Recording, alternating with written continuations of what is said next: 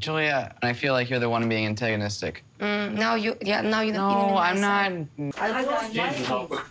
Maybe you do need to go back to Russia. Oh boy.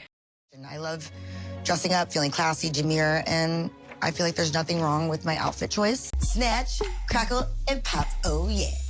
I know how to act Jameer. Jameer. Awesome.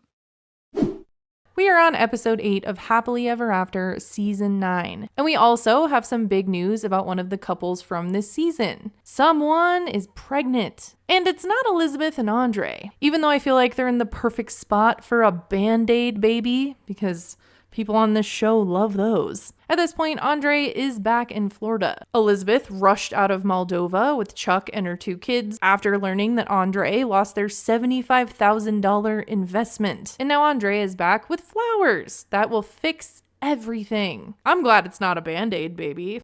Did you get our money back? I said in my last video that I wouldn't be surprised if he just magically got the money back, but he actually does not get the money back. I feel like what happens next is actually worse. He instead, during this argument, says that he might actually need more money to finish the project. And we're gonna fix it. Might need another investment for that. What? He doesn't say he's going to ask Chuck, but I mean, we know he's gonna ask Chuck. He's gonna suck every penny he can out of him. And he's like, yeah, we're still moving. This is half of my house. You're seriously gonna come in with an attitude like this? I'm not coming after overnight for everything the that Elizabeth. happened? And Elizabeth's response to this is stupid. He's not one to apologize, so when he does, it's like a monumental moment. So it's human somewhere in there. And the only people I feel bad for during this situation, whether it's real or not, are the kids. Either way, they have to listen to these fights, get pulled to Moldova, talk about moving there, go somewhere else. Like, this show should not involve people's children at all. Like, the kids are right there behind Elizabeth, listening to Andre say that he's sorry with air quotes. Like I didn't mean to hurt you. You think What's this? if you wanna hear a story, I'm sorry. And yet Elizabeth is like, wow, what a wonderful half-ass apology. She wants to forgive him and move on, even though that was the worst apology ever. The bar is in hell. He literally came back and just said he might need more money. No learning from his mistakes and personal growth here. Now I'm thinking that he actually just spent all of that money, like on this party with these fireworks. And speaking of poor reality TV kids that are just getting the end of the stick, I don't think I even really need to explain Adnan and Tiger Lily's situation. I am the man here. I can do whatever I want. Just in general, I wish she did not involve her kids or this new baby in all of this. But that baby, he's on his way. Be nice to me or I'm gonna shove my placenta down your throat. And then there's Kara and Guillermo's kid. Like, this poor kid. What is with the terrible car seat buckling? This little piece right there, the clip, it goes across their chest. And Kara is headed to the airport, to Milan, for her supposed record deal recording. A platinum record bachata producer invited me to Milan to record my very first studio album. Someone in the comments of one of my previous videos called her karaoke, and I can't get that out of my head. So just to, explain this, she's leaving her kid for this album, and there's no way that she's not also paying for that album to get recorded. And yet Guillermo's dream to be a pilot would have taken too much time away from their family, that's what she said, and would be too expensive. Flying to Milan costs money. Recording an album, come on, her outfits, this is costing her money. How is she making money from this? But the dream to be a pilot is too expensive, even though it could give them a great future.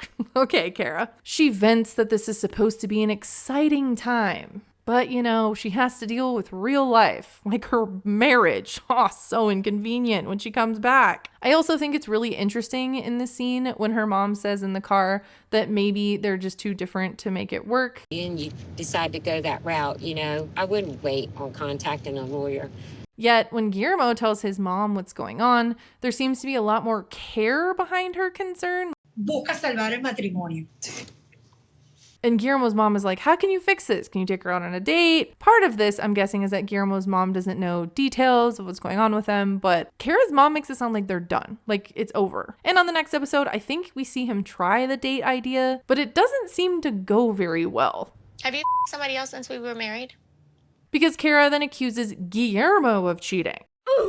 which I will be so curious how she tries to flip that on him. She is the one that was texting someone else. The way he reacts to, I don't get the impression that he's cheating. Maybe there's going to be a big surprise, but I don't believe that. Like, she was the one that was texting someone else. Yikes. I can't decide who I'm feeling more secondhand embarrassment for. Elizabeth and Andre, Kara. Ooh, nope, it's definitely Darcy. I feel the most embarrassment when I watch Darcy on this show. So Darcy and Georgie are getting ready to meet Georgie's parents, but Darcy seems the most concerned with looking demure. And I love dressing up, feeling classy, demure, and I feel like there's nothing wrong with my outfit choice. And Georgie just seems so annoyed with Darcy. That's what my parents worry about always. Find a snatch a girl.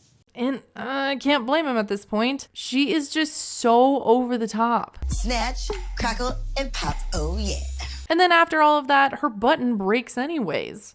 I know how to act demure. Did she just learn this word or something? Demure, demure, demure. That and Kara saying bachata. Bachata, bachata, bachata, bachata. It's so cringe. So I actually think that their visit with Georgie's parents goes well. They try to act like there's some uncomfortable moments. I don't actually think there really are, except when Darcy cries at the table. It's really about our communication. Yeah. We should be working more on our communication. We sure do. But I actually think that Georgie's parents handle that well too. So I'm sorry it was at the dinner table for his day. They reassure Darcy after all of the demure comments and that dance that made me want to crawl into a hole and hide. I really thought that this would be much more awkward, but it wasn't bad. They seem the most concerned about Georgie and Darcy making their relationship work. I actually think that Brandon and Julia's parent issues are now more awkward, which brings me to the couple with the big announcement. Brandon and Julia are having a baby. I think we all considered that possibility when we saw their whole fertility journey that they were talking about on The Last Resort. I'm glad that things worked out for them. Congrats! But people with a mother-in-law and kids, you know that that's not going to help their Betty situation. If anything, it will probably make it worse. And things were already pretty bad when Brandon and Julia came back to their house with her parents. And Betty popped out, ruining everything for Julia. And right as this happened, I thought, why do they have a key to their house? And apparently Julia was thinking the exact same thing. This is why I say it's like you maybe don't should have a key. Julia did not enjoy the surprise at all. So I was wondering, why is Julia so mad? Is this really that big of a deal? We wanted to come and surprise you. I know that Betty has no boundaries and just her voice grinds my gears. But then we are reminded that Betty shooed Julia out of her own house because she was mad that Julia said their guest room wasn't Betty's room. This would be a nice way to get to see everybody. Shoot me from my house. And then when Betty storms out, she says, "We're going to find a hotel." And I immediately thought, oh, I bet she was there to claim her room before Julia's parents did. They didn't say, let's go to our hotel. They're saying, let's find one. They totally expected to stay the night there that night. And of course, Brandon leaves with his parents. So I don't know if this is a Band-Aid baby that they're having, but Julia definitely already has a Brandon baby, and the new baby will probably live in Betty's room.